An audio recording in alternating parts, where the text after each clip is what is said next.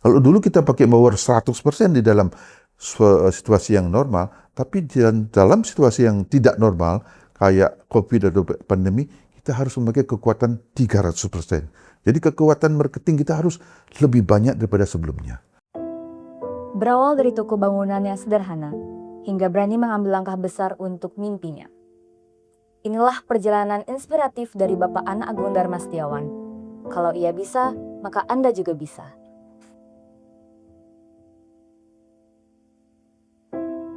Selama ini Haji dikenal sebagai pengusaha bahan bangunan. Karena perusahaan itu Haji bangun dari tahun 1985. Sangat lama sekali. Pasang surutnya juga luar biasa. Tapi namanya sebagai pengusaha, kita harus selalu komit dan tegas dalam mengambil keputusan. Dan tidak pernah menyerah tantangan-tantangan di dalam menjalankan bisnis ini. Di dalam pembisnisan bahan bangunan tentunya banyak hal-hal yang perlu Haji lewati. Umpamanya persaingan di bidang material, betul-betul fight dengan pebisnis lain untuk bisa tetap eksis dalam menggeluti bisnis bahan bangunan. Itu kadang-kadang yang tersulit, kita memberikan bon kepada pembeli, tapi pembelinya tidak bayar. Itu hal yang sangat sulit. Bahan bangunan kita udah dipakai rumah, udah jadi beton, tidak mungkinlah kita ambilkan. Jadi hal itu kesulitan yang luar biasa untuk bisa menarik uang kita daripada pembeli. Nah, ini sebenarnya perjalanan yang termasuk nekat banget. Di awal, Haji hanya mendengar dari seseorang. Ada seseorang membuat kaplingan dengan bermodalkan berapa M, tapi dia mampu mengerjakan kaplingan itu dalam waktu yang sangat singkat. Perjalanan dan dari itulah, dari mendengar cerita itu dari teman, Haji nekat belajar untuk ikut di dalam bisnis properti. Utamanya pertama adalah Haji di dalam pengaplingan.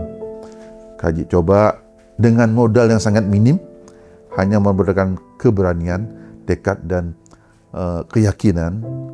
Haji masuk ke dunia pengaplingan tanah. Tapi setelah kaplingan meningkat, jadilah Haji seorang developer di bidang properti. Itu perjalanannya. Nah, di dalam perjalanan bisnis pasti ada.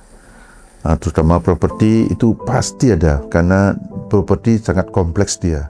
Di samping kita membentuk suatu kapling, dan itu kita membentuk suatu perumahan, dari mendesain, dari merencanakan, udah itu memperkirakan penjualan, dan menghitung berapa profit yang kita ambil. Di sana ada sangat besar, mungkin akan terjadi, mungkin juga bisa rugi, atau mungkin bisa salah perhitungan, atau juga mungkin salah lokasi, sehingga rumah itu akan sulit dijual. Tapi Haji punya prinsip dalam hidup, semua tantangan kita harus bisa lewati. Haji selalu punya prinsip dalam hidup itu harus punya ketenangan, kedamaian, dan kesejukan. Itu Haji dapat dari satu mindset, setiap pagi itu harus bergerak. Pertama, sembahyang, tulisannya. Kedua, meditasi. Itu Haji perlukan 1 jam. Setelah itu olahraga. Dengan itu akan tercipta suatu ketenangan, kedamaian, kesejukan. Baru setelah olahraga, Haji mulai dengan aktivitas bisnis yang lain. Secara global, Haji bilang di seluruh Indonesia, properti saat itu memang sangat menurun tajam. Tapi mungkin Astungkara, tim Haji briefing bahwa ini adalah gangguan. Pandemi mungkin termasuk alam juga kan. Jadi kita harus beda cara marketingnya. Kalau dulu kita pakai power 100% di dalam situasi yang normal, tapi dalam situasi yang tidak normal, kayak COVID atau pandemi, kita harus memakai kekuatan 300%. Jadi kekuatan marketing kita harus lebih banyak daripada sebelumnya.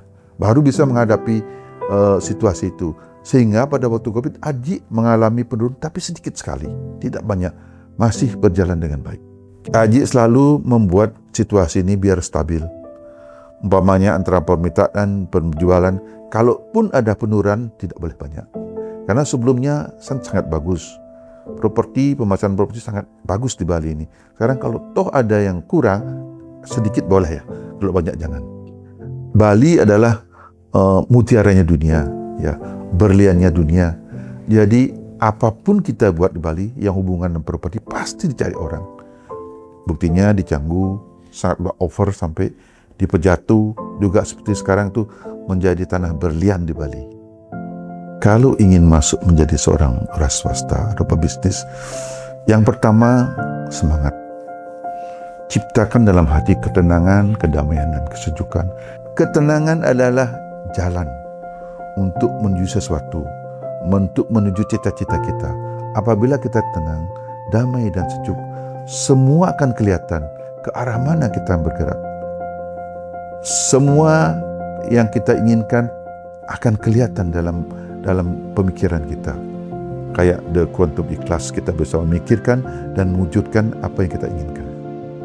Yang jelas, bagi teman-teman yang mungkin mengalami kesulitan, yakinlah di dalam kesulitan, setiap kesulitan, kalau tidak ada pintu, jendela pasti ada.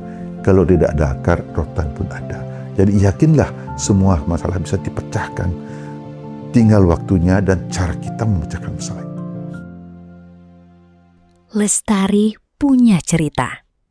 Kalau saya bisa, Anda juga bisa.